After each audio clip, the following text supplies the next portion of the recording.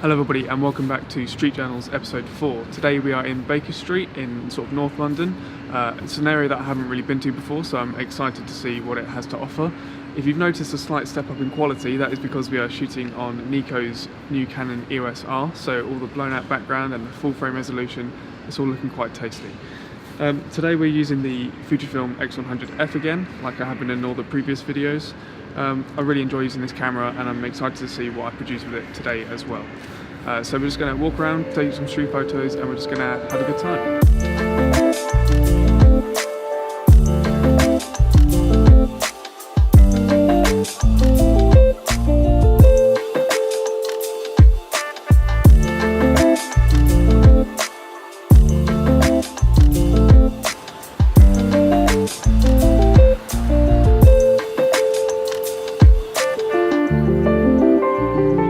When you see a big puddle, are you drawn to it? It's quite a popular element in street photography, isn't it? So I'm drawn to big puddles. I am. When I see one, I always kind of check it out. Yeah, I mean, it's interesting to get like a different perspective on things. It's better when it's dark and there's like neon lights. Yeah, I mean, during the day when it's like this, it's really overcast, there's not much interest generally, so looking for things like reflections and that really does help, but this wasn't really anything. Like, a reflection's cool, but there's got to be like an interest in the reflection. The reflection can't just be a mediocre photo just with a reflection in it. I need a haircut. My haircut quite badly. You need a haircut? I need a haircut. I've got like a little rat's tail going. No, you don't.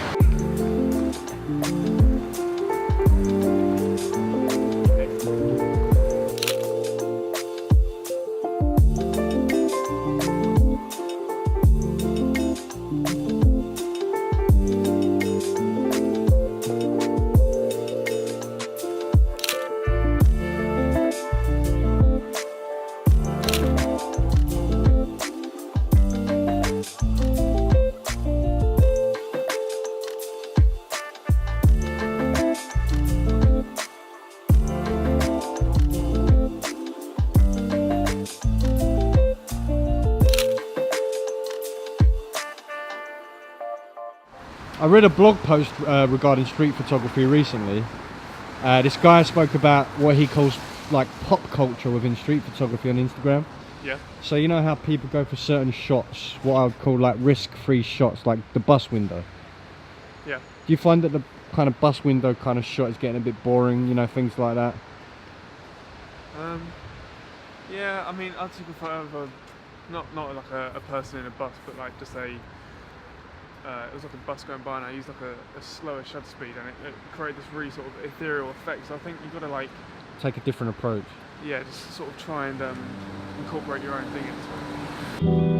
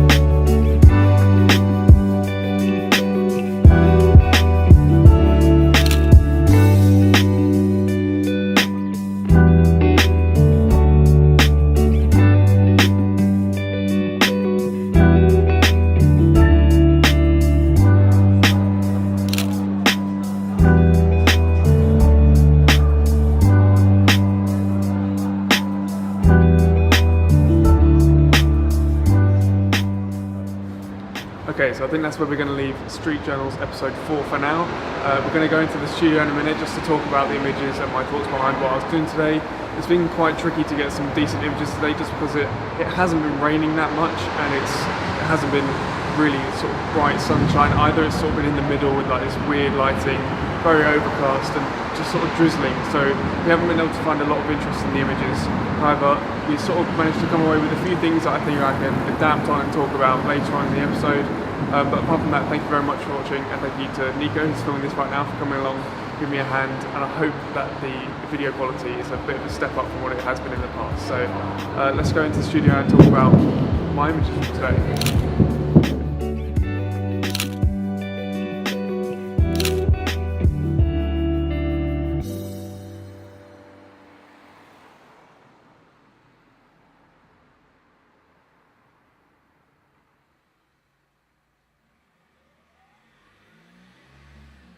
I think it would be fair to say that I definitely struggled on this shoot. The weather really didn't lend itself to anything.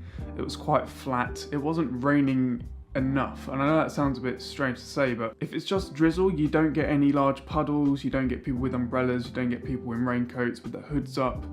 Anything that can create any interest is usually brought around by torrential rain. And I know, as somebody who spends all of their time outside doing street photography, it might come across a bit weird that I want it to rain.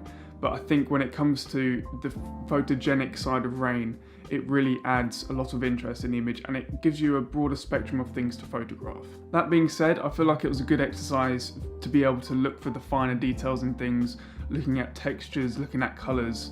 But even so, I think it comes across quite a lot in the video that I wasn't in the best frame of mind to go around photographing, especially in the sort of dark and dreary weather that we got on that day. One of my favourite images from that shoot was actually the guy in the laundrette, and it's sort of not my kind of thing to go up and be sort of pretty in somebody's face about me taking a photo of them.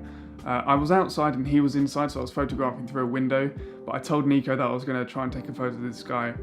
And I walked up to the front and I went to take the photo, and I realised that my exposure was a little bit under, so I had to change that up.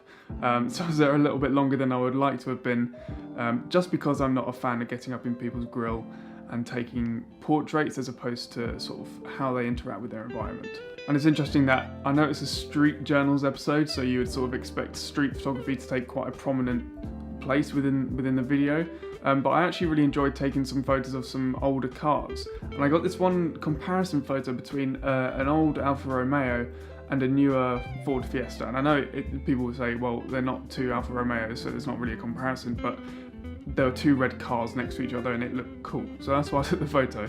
And I really like it. I think it's a good concept, and it might be something that I keep in the back of my mind for a future automotive shoot. So stay tuned. One of the strongest images from this shoot, I feel, is of this guy in this white hat. And I wanted to try and incorporate him into a scene somehow so you can actually tell that he was wearing a white hat. So I needed to frame him up against something that was darker than what he was wearing. And I managed to get on the other side of the road and frame it up so as he walked past this sort of dark wooden door, I was able to fire off a sequence of images and get the white hat showing, and it looks really effective. And actually, possibly my favourite photo from this shoot isn't really a street photo, it's more of a sort of an urban scene photo. And we were up on this bridge in Vauxhall, and there was the bridge behind us, so we were here on this bridge, and then there was like a tunnel behind us, and the cars were coming underneath the bridge, so we were able to get like a bird's eye view, almost a bird's eye view of these cars coming towards us. And because it was getting later towards the day, the sun had pretty much already gone down by now. As you can probably tell in the video, it was getting quite dark. So all the cars had their headlights on, and because the road was a little bit damp, all the sort of reflection of the light was really prominent. So with a little bit of in-camera trickery where you underexpose and you expose for your highlights and everything else goes really dark, I was able to almost isolate these car headlights. And I think I like this image so much because it reminds me of, if you've ever watched a nature documentary where they're using infrared light and they come across like a pack of hyenas or something like that and their eyes light up. I think it sort of looks a bit like that, where the way I've edited it and the way I've exposed for it, they're sort of lighting up in the dark, and I think it looks really effective for that reason. I think it's important to address when you do struggle to find inspiration and take good images. It's not all as rosy as it comes across, and sometimes it is just a struggle. But I have in the back of my mind now that maybe Baker Street isn't the best street photography location, but I wouldn't have known that if I hadn't have gone there in the first place. So it's just on the list now as possibly an area to not necessarily avoid, but you just know that there's not much going on there. So apart from that, thank you very much for watching. Be sure to check me out on Instagram. I'm at SamVHolt, and I'm also SamVHolt on Twitter. And go and check out Nika. I'll leave his link in the description. He's an excellent street photographer. If you haven't seen the previous videos, go and check those out. Episode 1 recently hit 1,000 views, which is great to see. It's a very niche area of YouTube, I think, is sort of like street photography videos, so you don't really see many of them, so it sort of leaves me quite excited for what I can do with this series. Apart from that, thank you very much for watching, and I shall see you in the next episode.